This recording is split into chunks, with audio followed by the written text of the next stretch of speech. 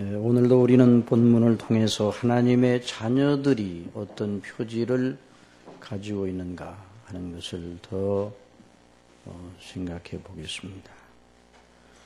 오늘 히브리서의 11장 본문이 보여주는 대로 하나님의 사람 모세를 통해서 나타난 하나님의 자녀의 표지가 무엇인가, 이 귀한 말씀을 통해서 우리가 은혜를 받기를 원합니다.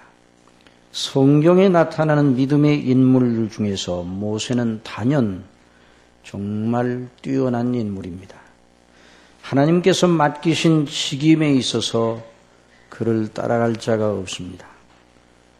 율법을 받아서 백성에게 증거하고 기록한, 그러니 우리 창세기, 출애굽기, 레위기, 민수기, 신명기, 성경 66권의 가장 기본이 되는 초석과 같은 그 정경, 하나님의 말씀을 받고 증거하고 기록하는 영광스러운 직임을 감당한 사람입니다. 또 개인의 믿음, 그 경건성에 있어서도 뛰어난 사람입니다.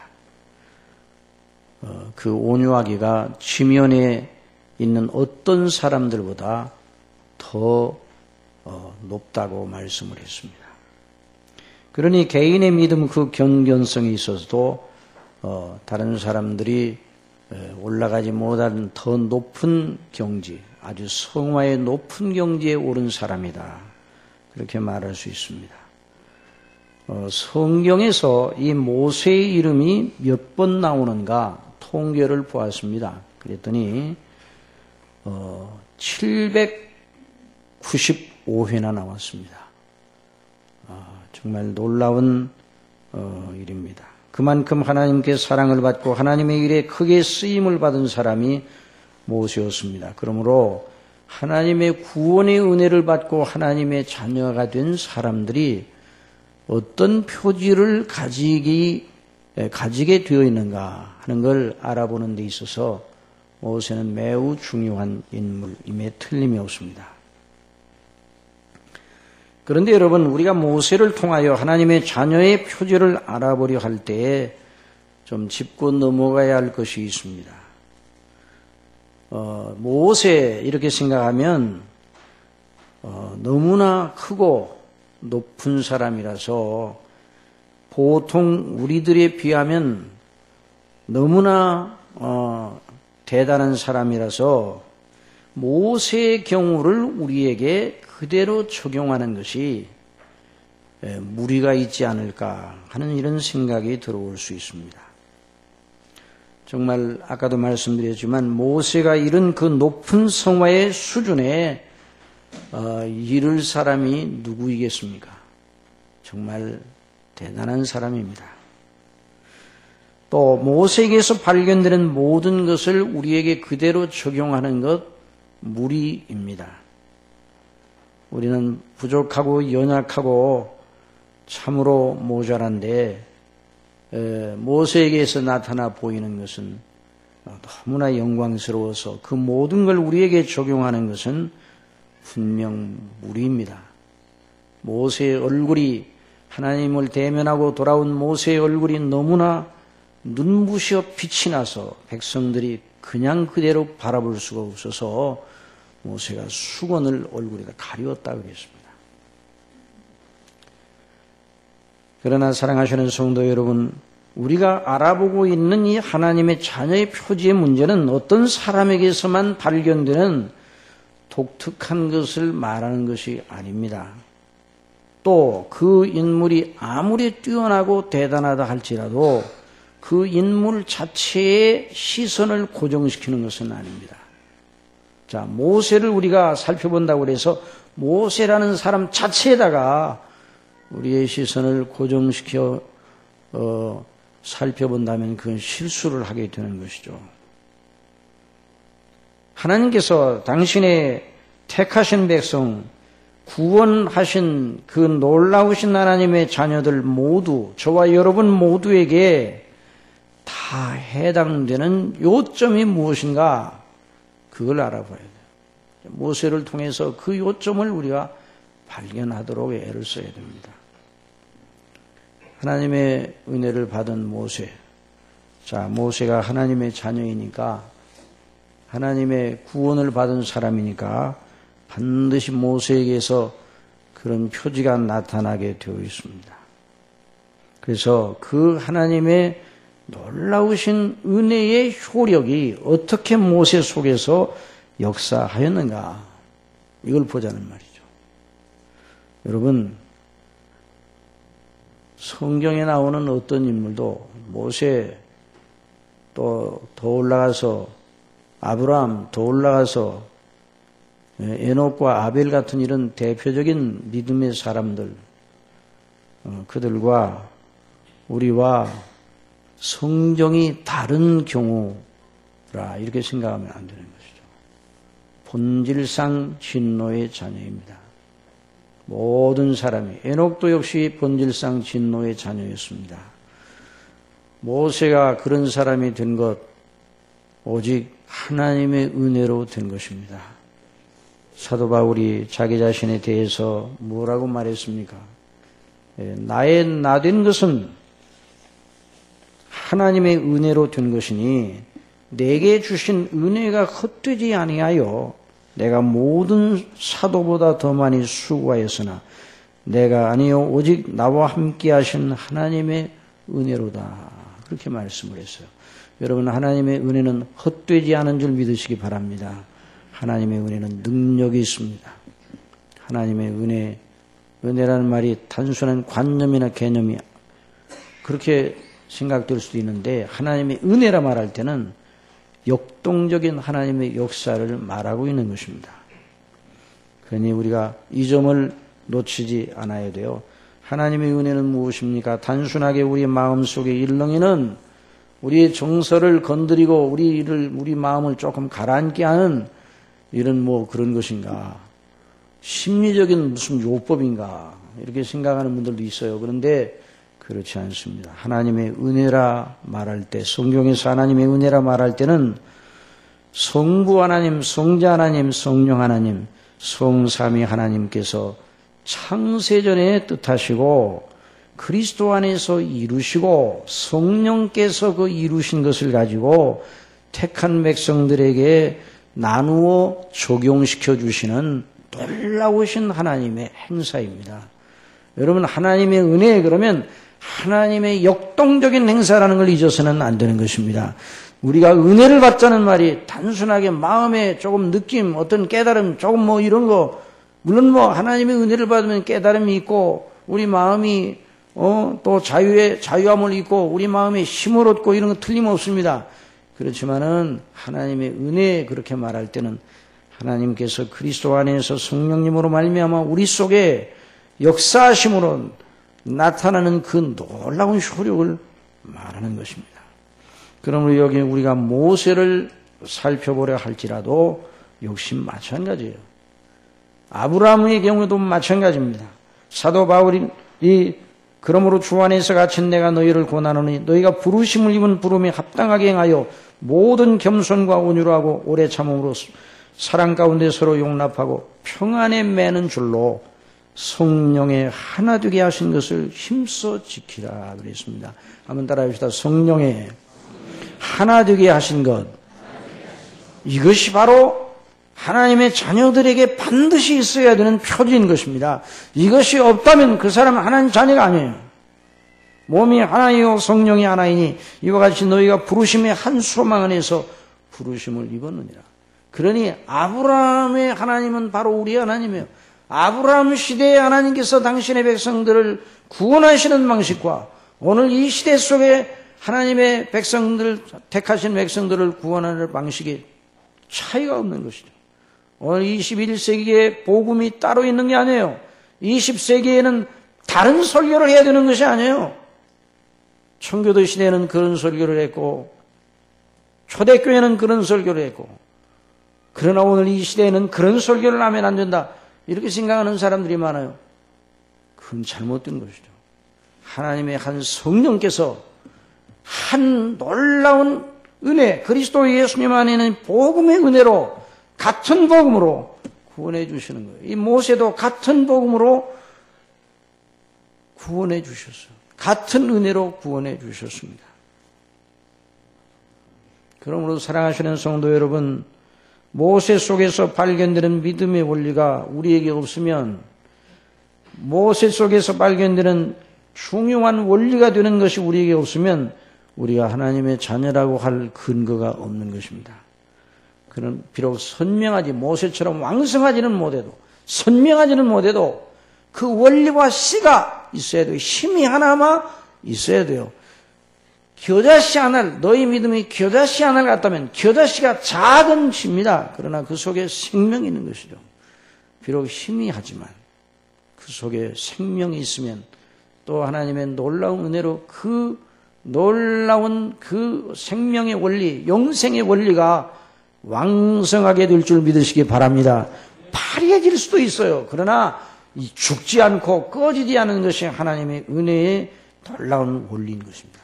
그래서 모세 속에서 어떻게 이 놀라우신 하나님의 이 은혜가 작용이 되어 모세가 믿음으로 어떻게 그런 행동을 했는가 하는 걸 이 본문이 증거하는 대로, 하나님의 말씀인 본문이 증거한 대로 알아봐야 될 것입니다. 자, 믿음으로 그랬습니다. 따라하시다. 믿음으로. 자, 모세가 믿음으로, 그래, 믿음으로. 자, 히브리서에 나오는 수많은 사람들의 인생 역정을 말하는데 히브리서 기자가 어디에다 초점을 맞췄는가? 믿음으로, 믿음으로 아벨은, 믿음으로 에녹은, 믿음으로 그랬어요. 믿음으로 모세는 장성하여 바로의 공주의 아들이라 칭함을 거절하고 도리어 믿음으로, 물론 본문에는 안 나타나지만 믿음으로라는 말을 계속 넣어야 돼. 믿음으로 하나님의 백성과 함께 고난받기를 잠시 죄악의 낙을 누리는 것보다 더 좋아하고, 믿음으로 그리스도를 위하여 받는 능욕을 애굽의 모든 보화보다 더 큰 재물로 여겼으니 이는 믿음으로 상 주시는 이심을 믿어야 바라봄이라. 여러분, 이런 믿음을 가져야 됩니다. 자, 모세와 같은 이런 행동을 그대로 우리가 따라하는 건 아니에요. 모세의 환경과 우리의 환경은 다르니까 다릅니다. 그렇지만은 모세가 믿음으로 행한 그 원리, 어떤 원리로 이런 행동을 했는가, 그 원리를 주목해야 돼요. 여러분, 저와 여러분의 처지, 또 모세나 또는 여러 성경에 나타난 인물들, 교회사에 나오는 수많은 사람들, 아니 오늘 살고 있는 모든 사람들, 조건과 환경이 같은 사람은 한 사람도 없어요. 그러나 어떤 조건이든 어떤 환경이든 하나님이 주신 은혜 속에 믿음으로 살고 믿음으로 행하는 자들이 되어야 됩니다. 그 사람이 하나님의 자녀라면, 여러분이 하나님의 자녀라면 믿음으로 살아야 됩니다. 믿음으로 행해야 됩니다. 믿음으로 밥도 먹고, 믿음으로 잠도 자고, 믿음으로 일어나고, 믿음으로 주어진 일을 해야 되는 것입니다. 어떤 경우에도 믿음으로 하지 않아도 될 일은 하나도 없는 것이죠. 모세는 믿음으로 그러했어요. 그런데 특별히 여기서 모세는 믿음으로 장성하여 바로의 공주의 아들이라 칭함을 거절하고 도리어 하나님의 백성과 함께 고난받기를 잠시 죄악의 낙을 누리는 것보다 더 좋아하였다 그래서, 또 믿음으로 그리스도를 위하여 받는 능력을 애굽의 모든 보화보다 더 큰 재물로 여겼다고 말씀을 했어요. 여러분, 모세가 이런 믿음으로 이런 선택을 하여 이런 행동을 한 것은 참으로 가장 어리석은 선택, 가장 합당치 못한 선택, 정말 정신 나간 사람이 아니면 그런 선택을 할 리가 없는데 라는 평가를 받을 만한 것이었어요. 일반적인 불신앙의 입장에서 본다면 당시 애굽은 가장 부강하고 식량이 풍부하고 화려한 문화국가로서 강력한 국방력을 갖춘 최강국이었습니다.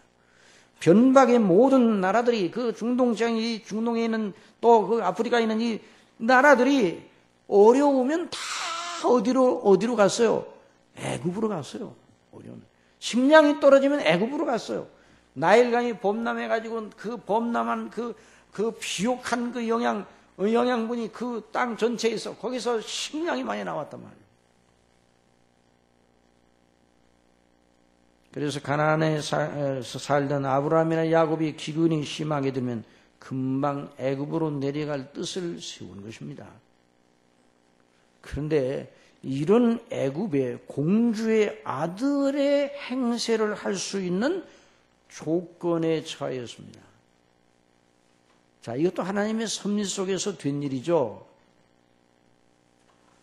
사랑하시는 성도 여러분, 하나님의 섭리와 그런 통치 속에서 우리에게 주어진 것이라 할지라도 그 조건과 그 형편과 상태 자체에 머무르면 안 됩니다. 이건 안 되는 거예요. 하나님이 내게 이와 같은 것 주셨으니까 내가 마땅히 누리고 마땅히 다 이렇게 하는 게 좋지. 그러나 그런 조건과 형편 속에서도 믿음으로 행해야 된다는 걸 여기서 보여줍니다. 모세는 장성하여 그가 바로의 공주의 아들이라 칭함을 받을 수 있는 때가 왔습니다. 이제 그런 아들의 권세를 누리고 행사할 수 있는 역량을 갖추었을 정도로 충분하게 자랐다는 말입니다. 그리고 이제 바로의 아들 왕권 서열에 들게 되었다는 말이에요. 그리고 애굽의 법적 조처가 내려질 수 있는 왕권 서열에 들 수 있는 왕권 서열의 반열에 들 수 있는 이런 굉장한 때가 왔다는 말입니다. 모세의 손안에 모든 권세가 주어질 수 있는 그런 기회가 왔습니다. 거머쥐면 모세의 것이 될 수가 있어요. 그리고 그 권세와 함께 애굽의 모든 보화가 따라올 참이었습니다. 애굽의 모든 보화라 그랬어요. 여러분, 예나 지금이나 권세는 보화가 따르는 거예요. 세상에 좋은 것들을 살 수 있는 구매력을 가진 보화가 따라오는 것이죠. 그래서 그걸 얻기 위해서 그렇게 몸부림쳐 사람들이. 다시 말하면 세상이 제공할 수 있는 모든 좋은 것을 부여잡을 수 있는 이런 좋은 입장이 있었습니다. 그러나 모세는 그 모든 것을 거절하였습니다. 누가 그의 손에서 빼앗은 것이 아니라 스스로 거절하였습니다.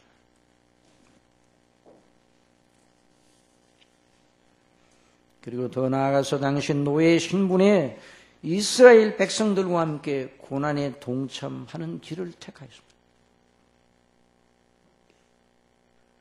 하나님의 백성과 함께 고난받기를 좋아하였다. 그래서 자, 그 좋은 걸 다 버리고 고난받는 것을 택하였어요. 이해할 수 없는 행동이었습니다.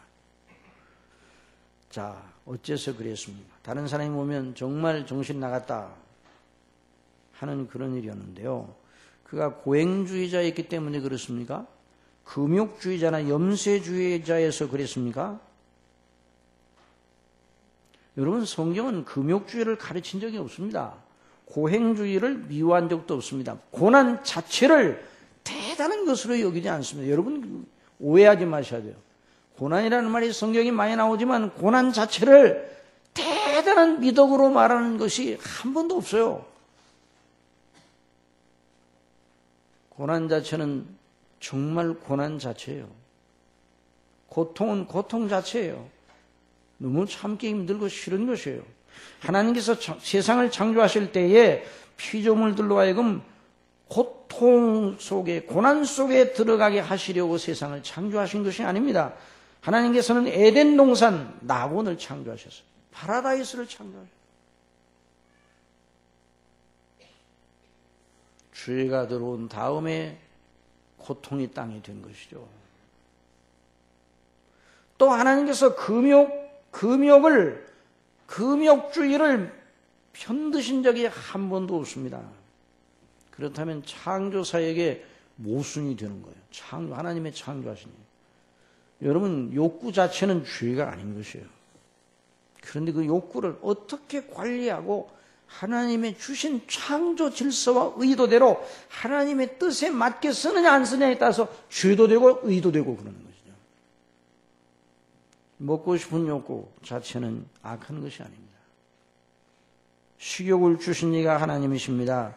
식욕 자체를 죄악으로 보면 그리고 그걸 금하면 이단입니다. 디모데전서 4장 1절에 그러나 성령이 밝히 말씀하시기를 후일에 어떤 사람들이 믿음에서 떠나 미혹해하는 영과 귀신의 가르침을 쫓으리라 하셨으니 자기 양심이 화인 맞아서 외식함으로 거짓말하는 자들이야. 자, 그들이 뭐라고 그러는가?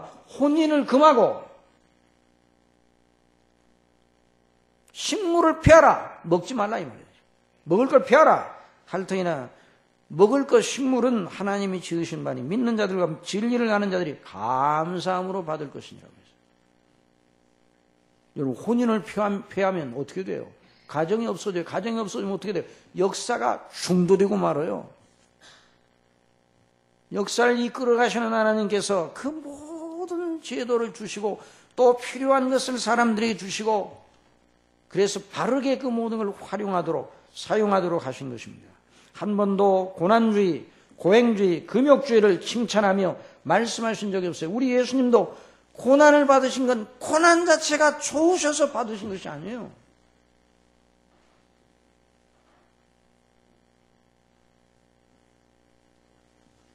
만일 모세가 그런 식의 자세로 이렇게 거절하였다면 모세를 주목할 필요가 없는 것입니다. 그러나 왜 우리가 모세를 주목합니까? 그의 믿음 때문입니다. 믿음은 무엇입니까? 그냥 믿음, 종교성, 그냥 믿는 거예요. 믿음이 무엇인가? 믿는 거죠. 뭘 믿어요? 믿는 거라니까요. 그러면요, 그건 믿음이 아니에요. 여기 히브리서 11장에서 말하는 믿음은 히브리서 전체에 걸쳐서 말하는 놀라운 하나님의 복음을 믿는 믿음이었어요. 구원하시는 그 아들을 통해서 구원하시는 당신의 백성을 구원하시는 하나님의 약속과 계획 그리고 그 약속을 실천하시고 적용하시는 하나님의 모든 행사 하나님과 그 행사를 믿는 것이었어요. 아브라함의 하나님을 믿었습니다. 아브라함에게 약속하신 하나님을 믿었습니다. 우리 아버지 하나님, 우리 하나님은 누구의 하나님이십니까? 누구의 하나님이세요? 아브라함의 하나님, 이삭의 하나님, 야곱의 하나님, 저와 여러분의 하나님이죠. 아브라함과 이삭과 야곱에게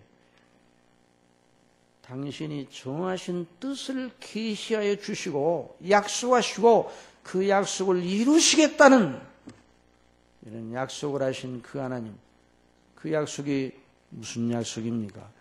당신의 아들 예수 그리스도를 통해서 택한 백성들을 구원하여 주시겠다는 약속이에요. 아브라함에게 가나안 땅을 주시고 내 자손이 하늘의 별처럼 땅의 티끌처럼 바다의 모래처럼 많게 하리라 하는 건 그 약속을 이루기 위한 과정 속에 주어지는 것이고 약속의 가장 중요한 핵심은 내 씨에서 다스리는 자가 나올 것이다. 내 후손으로 말미암아 내 씨로 말미암아 만민이 복을 받을 것이다. 바로 그리스도 아브라함과 다윗의 자손 그리스도를 약속하신 것입니다. 그러니까 그런 믿음으로 이 모세가 그런 믿음으로 저와 여러분이 가진 믿음 저와 여러분이 가진 믿음 똑같은 믿음으로 우리가 하나님의 말씀인 성경을 통해 듣고 배운 믿음 그 믿음이에요. 모세가 별다른 믿음을 가진 게 아니에요. 그 믿음을 가지고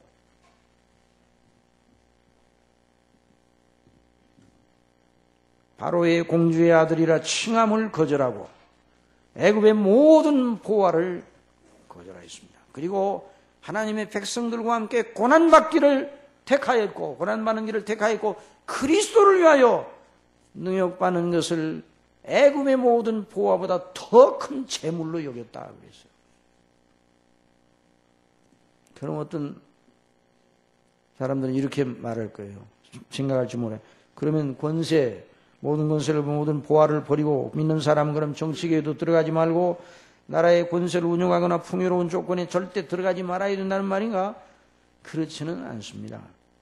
여기 모세의 행동은 권세와 보화 자체를 무시하고 싫어했다는 말이 아니라 하나님을 믿는 믿음으로 자기가 처신할 수 있는 바른 길이 무엇인가를 따라서 나아가는 과정 중에 그게 거침돌이 되고 장애가 되고 그럴 때 이걸 거절했어요. 사랑하시는 성도 여러분, 하나님의 자녀들은 죄만 아니면 하나님을 거스리는 것이 아니고 하나님이 기뻐하시는 일이면 하나님이 주신 은사와 재능과 적성과 어떤 직업적 소명에 따라서 무엇이든지 할 수가 있어요. 여러분이 지금 무슨 일을 하고 있습니까? 여러분이 무슨 일을 하더라도 죄와 상관없이 죄가 아닌 하나님을 섬기고 영광 돌리는 믿음으로 행한다면 하나님이 여러분과 함께 일하시는 줄 믿으시기 바랍니다. 여러분이 공부하는 우리 학생들도 그걸 생각을 해야 돼요. 공부를 할 때 나 혼자 공부한다 그렇게 생각하지 말고 하나님의 놀라운 은혜를 따라 하나님의 영광을 위해 내 공부한다 이렇게 생각해야 돼요. 그래서 우리 학생들 속에서 믿음으로 여기에 귀한 우리 교회에서 설교자도 나오기를 바랍니다. 작게 말하니 작게 아멘하니 설교자 나오기를 바란다니까. 여기 정치가도 나오기를 바랍니다. 그러면 아멘 그럴지 모르겠어요. 제가 어느 가정에 가서 기도를 하니까 하나님의 놀라우신 은혜로 영혼이 온전히 새로워지기를 바랍니다. 아멘. 필요한 모든 일용할 양식을 주시고 하는 사업마다 잘되게 해주시기를 바랍니다. 아멘. 여러분 설교자가 우리 교회에서 배출되기를 바랍니다. 정말 이 시대에 설교자가 있어야 돼요. 저도 설교자면서도 부끄러운 다 부족합니다. 그런데 앞으로 설교자가 바른 설교자가 나와요. 여러분 역사는 누가 움직이는가? 정치가가 움직인다고 생각하죠? 저는 믿습니다. 하나님께서 설교자를 붙들고 역사를 주도하신다는 걸 믿으시기 바랍니다. 루터를 붙들고 칼빈을 붙들고 역사의 꽃길을 붙잡으시고 그 역사의 흐름을 주도하셔서 유럽의 종교개혁이 하나님께서 그 종교개혁을 통해서 역사의 흐름을 바꿔서 여러분 선교사가 역사의 주도적인 축이라는 걸 잊어서는 안 돼요. 교회가 이 세상에 존재하는 목적이에요. 세상 역사가 존재하는 목적이에요. 그러니 교회사가 얼마나 중요한지 여러분 우리 학생들 가운데 위대한 설교자가 나오기를 바랍니다. 위대한 신학자가 나오기를 바랍니다. 그리고 각 분야에서 하나님께 영광을 돌리는 귀한 하나님의 일꾼들이 어느 무엇을 하더라도 그래서 우리가 모세를 통해서 권세 잡는 일은 하지 말아야 된다. 이걸 배우는 게 아니에요. 권세를 잘 바르게 운용하는 그런 하나님의 신실한 사람이 우리나라에 있어야 됩니다. 하나님께서 주신 믿음으로 모든 권세를 운용하는 국회의원도 나오고 장관도 나오고 대통령도 나오고 각 모든 분야에서 주님의 이름과 영광을 위하여 이렇게 섬기는 사람들이 나오면 얼마나 좋습니까? 그걸 위해 기도해 주시기 바랍니다. 또 여기 우리 학생들이 지금 자라는 학생들이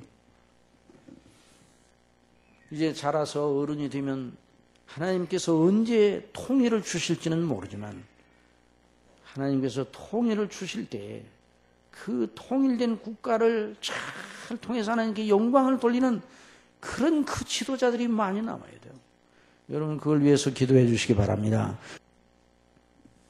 하여간에 하나님의 거룩한 은혜 속에서 이렇게 모세는 하나님의 은혜로 받은 믿음대로 믿음의 의식을 가지고 하나님의 영광을 위해서 하나님의 부르심을 위해서 또 하나님께서 모세를 향하여 가지고 계신 특별한 뜻이 있었잖아요. 그를 율법의 수령자로, 또 이스라엘의 영도자로, 애굽에서 이스라엘을 이끌어낼 때 쓰시는 귀한 영도자, 지도자로 하나님 부르셨어요. 그 부르심에 순종을 하였습니다. 그 부르심에 순종하는 길은 고난의 길이었습니다. 비로소 거기서 고난이 나오는 거죠. 부르심에 순종하다 보니까 그 길에 고난이 따라온 것입니다. 모세가 이런 믿음으로, 주님을 믿는 믿음으로 이런 귀한 행동을 했는, 특별히 여기 본문에 들어있는 이 행동은 어떤 믿음의 사람 모세가 어떤 의식을 가지고 이런 행동을 했는가? 구체적으로 세밀하게 더 생각을 해보겠습니다. 모세가 믿음을 가져.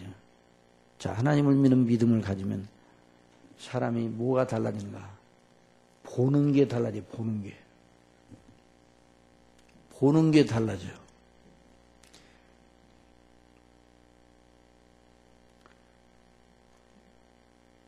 크리스마스가 되면 각 방송국에서 크리스마스 영화를 하는데 이번에는 EBS에서 10개를 해주더라고요. 10개를 1부는 못 보고 2부를 봤어요. 그러니까 성경을 알고 있는 상태에서 그 영화를 보니까 꾸며낸 부분도 많이 있기는 있어요. 그런데 한 가지 정말 그건 잘 표현했다는 부분이 있더라고요. 모세가 떨기나무 불꽃 가운데서 부르시는 하나님의 부르심에 응하여서 그 하나님을 만나고 돌아오는 장면에 그 배우가 연기를 하는데 그 장면이 잘했다 생각이 돼요. 자, 여러분, 하나님을 만나고 돌아올 때의 표정이 어떻겠습니까? 떨기나무 불이 붙었는데 타지는 않는단 말이에요. 그래서 거기에 호기심이 가서, 그러니 하나님께서 네 발에서 신을 벗으라. 이는 거룩한 땅이라. 바로 하나님이 거기 임재하셨죠. 그리고 하나님의 거룩한 말씀을 따라 소명을 받고 돌아오는데 그때 모세의 의식이 바뀌어져요. 보는 것이 바뀌어졌어요. 그래서 장면 속에 보니까 돌아오는데 지금 그 마음속에 누구로 가득 찼어요? 지금 누구로 가득 찼어요? 하나님으로 가득 찼으니까 그 자기 부인이 그 모습이 달라졌어요. 물론 영화니까 네가 꾸며냈지만 머리도 휘어주고 아까까지는 안 했는데 머리도 시끄디끄 해주고 그 하나님을 달래주면 하나님을 배우면 외적인 모습도 달라집니까? 달라지지 않습니까? 머리가 까매는데 하나님 만나고 나면 머리가 하얘져요? 그건 아니지만 그 표정이 다르고 의식이 달라졌어요. 그러니 모세가 받은 큰 사명이 있고 하나님의 은혜로 받은 사명이 있으니까 그걸 잘 연기를 해서 다른 건 모르는데 그건 잘했다 생각해요. 하나님을 만나고 예수님을 만나면 사람이 달라집니다. 보는 눈이 달라집니다. 여러분 죄를 짓고 나서도 제일 빨리 그 죄를 짓고 하나님 앞에 범죄한 다음에 나타난 특성이 뭘로 나타나는가? 보는 눈이 달라졌어요. 보는 눈이 자기들의 벌거벗었음을 보았다고 그랬어, 알았다고 그랬어요. 이건 관점이 달라졌다니 관점. 그전에는 그 마음속에 하나님을 경외하고 의로운 마음이 있었으니까 부끄러운 생각이 들지 않았어요. 이제는 부끄러움이 일어났습니다. 여러분 그리스도 안에서 하나님의 주시는 은혜를 받으면 관점이 달라지게 돼요. 보는 것이 달라지게 돼요. 가치관이 달라지게 됩니다. 뭐가 보물인가? 우리 예수님께서 내 보물 있는 곳에 내 마음도 있다 말씀하셨는데 여러분에게 묻겠습니다. 저도 이 설교를 하면서 저에게 묻습니다. 여러분의 보물은 무엇입니까? 내 보물은 무엇인가? 보물이 있는 그곳에 내 마음도 있다 그랬어. 내 보물이 있는 곳에. 가장 귀하다 여기는 것에, 그 사람이 가장 귀하다 여기는 것에 그 사람의 마음이 온통 가 있는 것이에요. 예수님의 말씀 그대로예요. 그런데 이 모세의 의식 속에 뭐가 들어? 하나님의 은혜의 영광이 가득 넘쳐서 하나님과의 영원한 관계.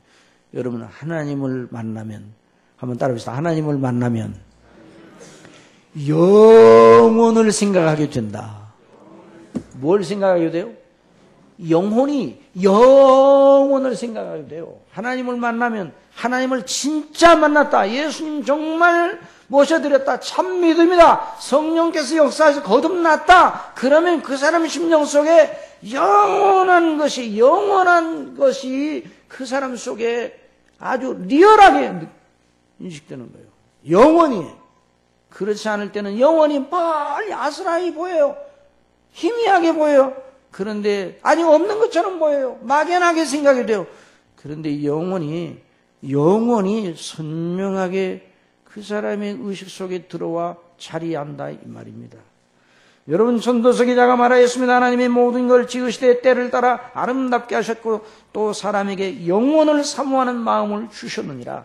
영원을 사모하는 마음을 주셨는데 은혜 받은 사람들에게 영원을 사모하는 마음이 회복되는 거예요. 이런 역사가 넘치기를 바랍니다. 이런 역사가 넘쳐야 돼요. 이 영원한 하나님의 관계에 대한 의식이 그 사람의 심령을 사로잡게 된단 말이에요. 사도 바울이 예수님 만났을 때에 영원을 사모하는 의식이 그 사람 속에 생겼어요. 그래서 사도 바울이 우리의 돌아보는 건 보이는 것이 아니요 보이지 않는 것이니 보이는 것은 잠깐이요 보이지 않는 건 영원함이니라. 예수님 믿고 왜 우리가 복된가? 영생 얻었으니까 복된 거예요. 영생 얻은 건 뭐예요? 영생은 뭐예요? 곧 유일하신 참 하나님과 그의 보내신 자 예수 그리스도를 아는 것이라고 했어요. 안다는 말이 그냥 알았다 그 말이에요. 과거가 아니에요. 헬라어에서 안다, 이 헬라어의 현재형은 계속 진행형을 말하는 거예요. 하나님과 그 아들 예수 그리스도를 계속 알아나가요. 언제까지 알아나가요? 영원까지 알아나가는 거예요. 여러분, 이런 의식이 그 심령 속에 들어올 때에 다른 사람이 되는 거예요. 이게 바로 하나님의 자녀의 의식인 거예요. 이게 바로 하나님의 자녀의 표리인 것이에요. 모세가 그런 의식으로 충만하 있어요. 그러니 자기 손안에 있는 하나님을 모르고 우상을 섬기는 애굽의 권세와 그 찬란함과 풍요로움, 그 애굽의 권세를 거머쥐면 우상 숭배를 안 할 수가 없어요. 애굽의 풍요로움에 빠지면 죄악의 낙에 빠지게 된다는 걸 너무너무 잘 알고 있었어요. 그런 모든 걸 하나님의 영원한 나라와 그 영광과 그 가치에 갖다가 비교해 보니까 휴지 조각이에요.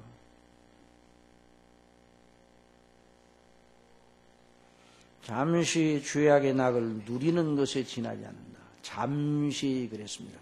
함달에서 잠깐 동안. 여러분, 저와 여러분이 이 땅에 사는 날이 잠깐 동안임을 믿으시기 바랍니다.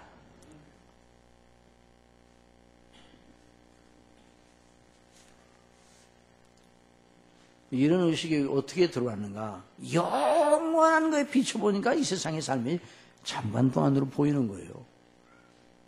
그렇지, 그걸 모르는 사람도 잠깐 동안인데도 몰라요. 눈이 감겨져서. 그러니까 이 모세는 단호하고 거침없이 아까워하지 않고 의식적으로 자원하여 거절하고 영원한 가치를 붙들고 그리스도 안에서 하나님과의 영원한 관계에 집중하니까 하나님의 뜻에 부르심에 복종하는 게 그거보다 더 귀한 것이 없다 생각하니까 고난의 길을 택하는 것이죠. 하나님의 자녀들 모두 구원받은 사람들에게 이런 의식이 있어야 돼요.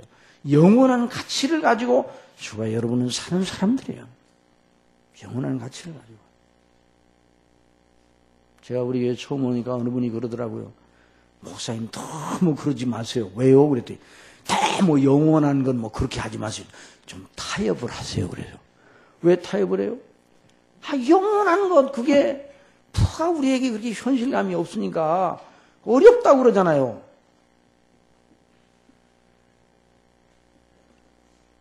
여러분 현실감 있게 타협을 하려면요 목회 뭐하려고 합니까? 뭐하러 설교합니까? 아니 뭐하러 믿습니까? 이 세상에 있는 것들로 충만하고 현실과 타협하려고 그러면 뭐하러 영원한 것이 아니면 뭐 때문에 거기다 저와 여러분의 목숨을 겁니까? 그럴 수 없는 거예요. 그런데 믿음이 있어야 그런 의식이 들어오는 거예요. 이 세상에서 우리의 삶의 난이 잠시뿐이고 짧고 짧다 이런 생각이 우리 마음의 생각 속에 있어야 됩니다. 사랑하시는 성도 여러분, 여러분의 연령이 우리 여기 어린 학생들도 있고 10대도 있고 20대, 30대 또 연세가 높으신 어르신들이 함께 이 교회가 그러니까 교회라는 이 집단은요 이 세상에 이 집단이라고 해서 교회라는 이 모임, 이 교회라는 이 거룩한 모임은 사람이 만드는 게 아닙니다. 하나님이 그리스도의 피로 값지고 사셨습니다. 하나님이 세우셨습니다. 여러분 중심교회를 누가 세우셨습니까? 하나님께서 세우신 거예요. 하나님의 교회예요. 그러니까 여러분 저와 여러분의 그 인생이 짧고 짧다는 걸 잊어서는 안 됩니다. 잠시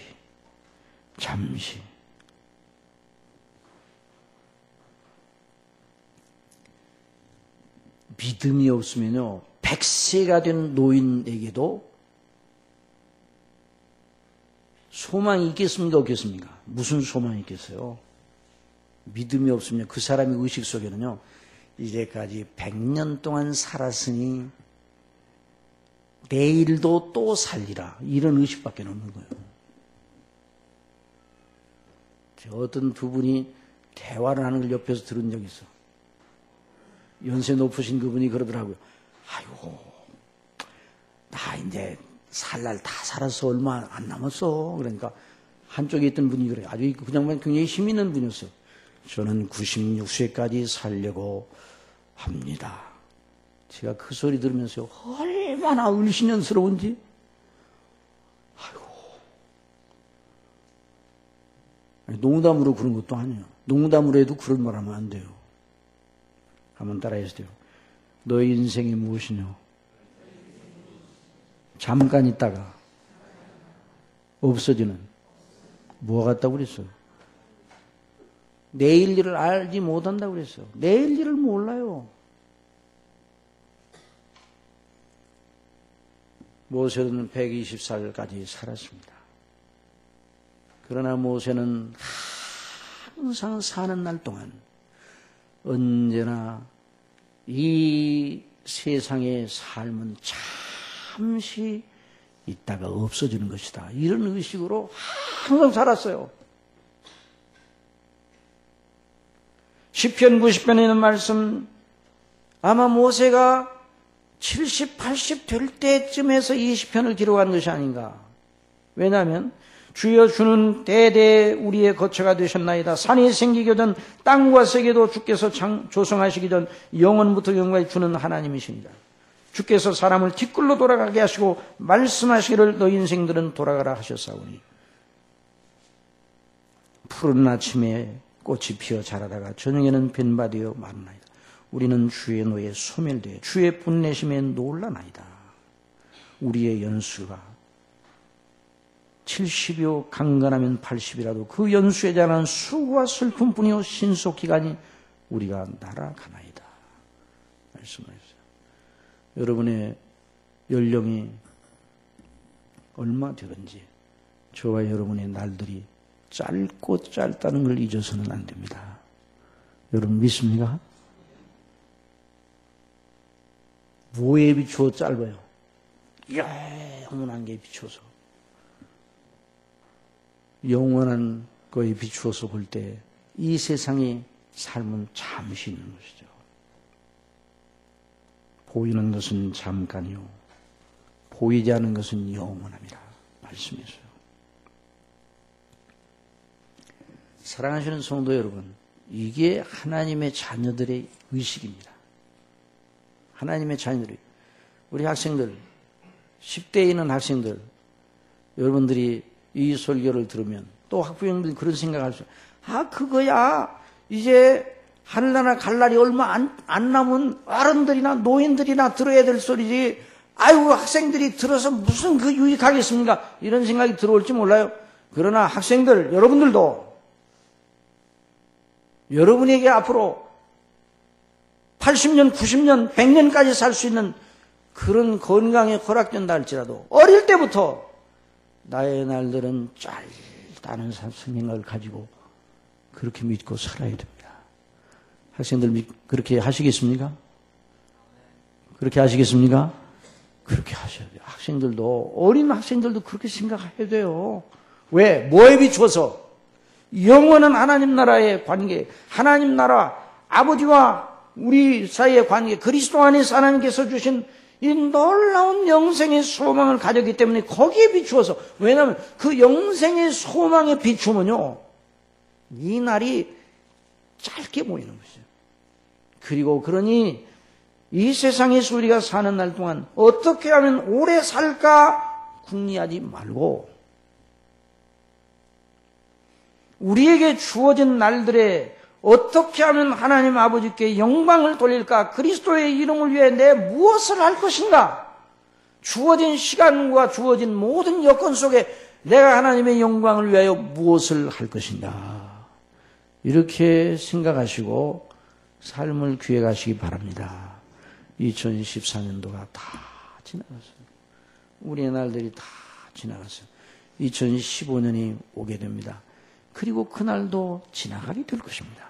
앞으로 계속 그렇게 지나가게 되고 마지막 날 하나님 앞에 설 날이 오게 될 것입니다. 그때 모세처럼, 다윗처럼, 바울처럼 하나님의 영광의 초소를 바라보면서 영광의 멸류관을 내다보며 주님과 함께 완전한 교제를 하는 덧입는 그 영광을 내다볼 때에 그 사람의 심령 속의 영광이 너무너무 넘칠 거 아닙니까? 그런 사람이 되기를 바랍니다. 몸은 쇠해서 숨쉴 괴력이 없지만은, 그러나 영원한 하늘나라를 바라보며 하나님의 영광을 바라보며 있는 그 심령 속에 그 하늘의 빛이 그 심령 속에 남들은 모르지만 있다 이 말이에요. 모세는 그렇게 살았어요. 잠시 죄악의 낙을 누리는 것보다 하나님의 영광을 위해, 그리스도를 위해 능욕받는 걸 더 큰 가치로 여기고 살았습니다. 그런 모세가 지금도 하늘에 있습니다. 예수님께서 변화산상에서 변모되셨을 때 베드로와 요한과 야고보가 거기 예수님과 함께 그 산에 올라갔죠. 그때 누가 내려왔습니까? 하늘로부터 누가 내려왔어요? 모세와 엘리야가 내려와서 예수님의 별세에 대해서 대화를 나눴어요. 모세 예수님 오시기 전 1500여 년 전의 사람이에요. 그런데 살아있어요. 예수님 구속의 역사에 대해서 하나님의 보내심을 받고 변화산상에 잠깐 내려왔어요. 여러분, 지금도 모세는 하늘에 있습니다. 여러분, 그리스도 안에 있는 모든 저와 여러분이 영원한 하나님 나라의 생명책에 이름이 기록되어 있습니다. 그 영광의 날을 바라보며 우리에게 주어진 이 날들이 얼마나 되든지, 100세가 되든지 그렇지 못하든지, 아니 중도에 어떻게 되든지, 그건 아무도 모르는 거예요. 아무도 몰라요. 우리의 날들이 어떤 날들이든지 주어진 날들 동안 주의 영광을 바라보며 영원한 가치를 바라보며 믿음으로 살면 그 그 사람이 영생의 삶을 용이하는 겁니다. 이런 역사가 넘치기를 바랍니다. 기도드리겠습니다. 사랑하시는 아버지 하나님 감사합니다. 오늘도 저희들 하나님의 말씀을 듣게 해주시니 감사합니다. 아버지 하나님, 저희들도 모세처럼 하나님 아버지 주 예수 그리스도 안에 받은 구원의 은혜에 감사하면서 성령님의 감동하심을 받아 늘 영원을 내다보며 그 의식으로 오늘 이 세상, 한시적인 세상 속에서 살아가는 날들이 짧다는 걸 알고 이 날들 동안 어떻게 하면 하나님께 영광이 돌리고 주님의 이름을 존귀케 할 것인가. 늘 이걸 위해 기도하고 이 일을 위해 진지하고 우리 자신을 드리는 자들이 되게 하여 주셔서 우리의 날들이 헛된 날들이 되지 않게 하여 주옵소서. 그리고 영원한 아버지의 보좌 앞에 설 영광이 항상 우리 마음속에 늘 서려 있을 수 있도록 성령님 주장하여 주옵소서. 2014년도는 이렇게 지나갔습니다. 이제 2015년 새해가 될 때에도 이런 놀라운 은혜가 넘쳐서 우리 아버지께서 주신 은혜 속에 먹든지 마시든지 무엇을 하니 하나님의 영광을 위하여 어떤 경우에도 우리 몸에서 주님의 이름이 존귀케 되기를 원하는 저희들이 되게 하여 주옵소서. 예수님의 이름으로 기도드리옵나이다. 아멘.